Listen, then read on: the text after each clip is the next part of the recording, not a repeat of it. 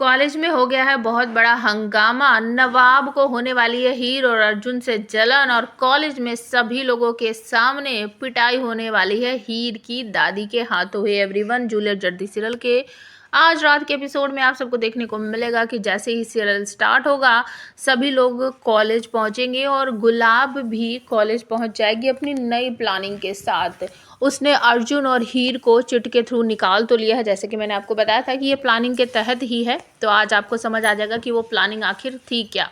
तो बार बार नवाब जो है वो हीर से अपने मन की बात बोलने की कोशिश कर रहा है, बार बार उसको वार्निंग दे रहा है कि तुम अर्जुन से दूर रहोगी, तुम उससे बात नहीं करोगी, उसके साथ दिखोगी नहीं, और बार बार बोलते हुए रुक जाता है कि तुम मेरी पत्नी हो। और हीर बार बार कहती है कि मैं क्यों नहीं दिखूंगी, वो मेरा दोस्त है, मैं उसके साथ काम नहीं करूंगी तो किसके साथ काम करूंगी, और जब हम दोनों को मिसेस ब्रार ने एक काम दिया है तो मुझे तो उसके साथ मिलकर वो काम करना ही है।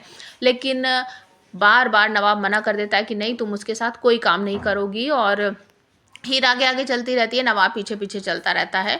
तो नवाब बोलता है कि मुझे जवाब चाहिए। तो मिसेस ब्रार सामने से आती रहती है और हीर उनको देख लेती है, तो वो रुक के कहती है आओ यहाँ खड़े हो, हम तसल्ली से बात करते हैं। तो कुछ गड़बड़ सी लगती है नवाब को। वो कहता है तसल्ली से बात करते हैं, ऐसा क्या हो गया। जैसे ही वो पीछे मुड़ के देखता है तो उसको अपनी मॉम दिखा देती है और वो फटाक से दीवार के पीछे छिप जाता है और हीर उसको पकड़ के खींचती है, आओ ना आओ, जल्दी आओ, इधर आओ, आराम से खड़े होकर बात करते हैं। तो वो छुपा रहता है, आगे नहीं आता। तभी आ जाती है गुलाब और वो कहती है कि हीर तुम आज शाम को थोड़ा सा लेट रुक कर जो बैनर बनाने हैं, पोस्टर वगैरह, वो बना दोगी ना अर्जुन के साथ मिलकर। तो वो बोलती है यस मिसेस ब्रार, मैं बना दूंगी। लेकिन पीछे खड़ा हुआ नवाब जो हीर है उसकी कंधे वगैरह पर, उसके पीछे बैक पार्ट में लिख रहा होता है नो नो बोलो। लेकिन हीर बार बार, क्योंकि वो उसकी उंगली से लिख रहा है तो उसको गुदगुदी हो रही है, वो हिल रही है बार बार। तो पूछती है गुलाब कि क्या हुआ, तुम अजीब सा बिहेव कर रही हो। तो बोलती नहीं नहीं मिसेस ब्रार कुछ नहीं, मच्छर है मच्छर। आपको तो पता ही है कि मच्छर बस खून पीने के लिए होते हैं, यहाँ पर भी अनचाहे मच्छर है जो कि मेरा खून पी रहे हैं।